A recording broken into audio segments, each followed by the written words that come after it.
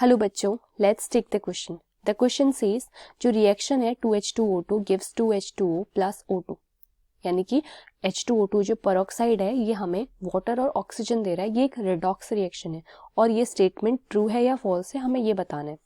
Let's see first of all the key concept for the same. तो इसका जो की कॉन्सेप्ट है ना, it is based on disproportionation reaction.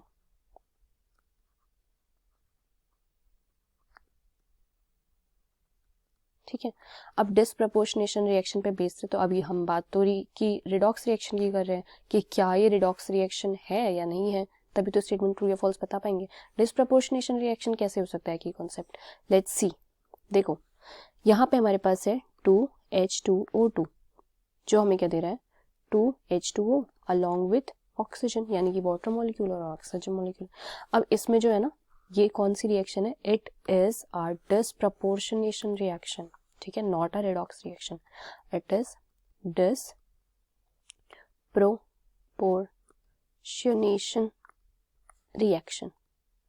ठीक है, ऐसे क्यों कह रहे हैं, इसमें क्या हो रहा है ना, जो ऑक्सीजन हो रहा है it goes through oxidation. Oxygen का जो है ऑक्सीडेशन भी हो रहा है और डिक्रीजेस ऑल द वाइल, यानी कि देखो यहाँ पे इसकी ऑक्सीडेशन स्टेट है +1, सॉरी -1, प्लस तो हाइड्रोजन ना, यहाँ इसकी ऑक्सीडेशन स्टेट है -1। सिमिलरली अगर हम यहाँ पे ऑक्सीडेशन स्टेट देखें इट इज -2, यहाँ पे ऑक्सीडेशन स्टेट देखें 0।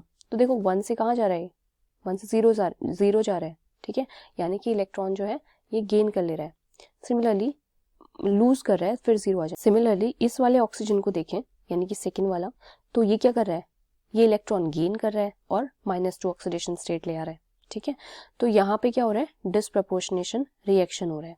तो बेसिकली हो क्या रहा है, होता ये है कि जैसे अगर कोई एक रिएक्शन है इन अ रिएक्शन, ठीक है, अगर एक रिएक्शन में एक मॉलिक्यूल undergoes both oxidation, मतलब undergoes both oxidation and reduction, यानी कि ऑक्सीडेशन भी हो रहा है और रिडक्शन भी हो रहा है साइमल्टेनियसली, यानी कि एक साथ, देन वी कैन से कि उसमें क्या हो रहा है, वो ऑक्सीडाइज भी हो रहा है और रिड्यूस भी हो रहा है। वी कैन से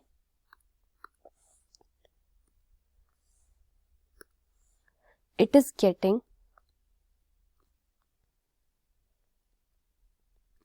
oxidized and reduced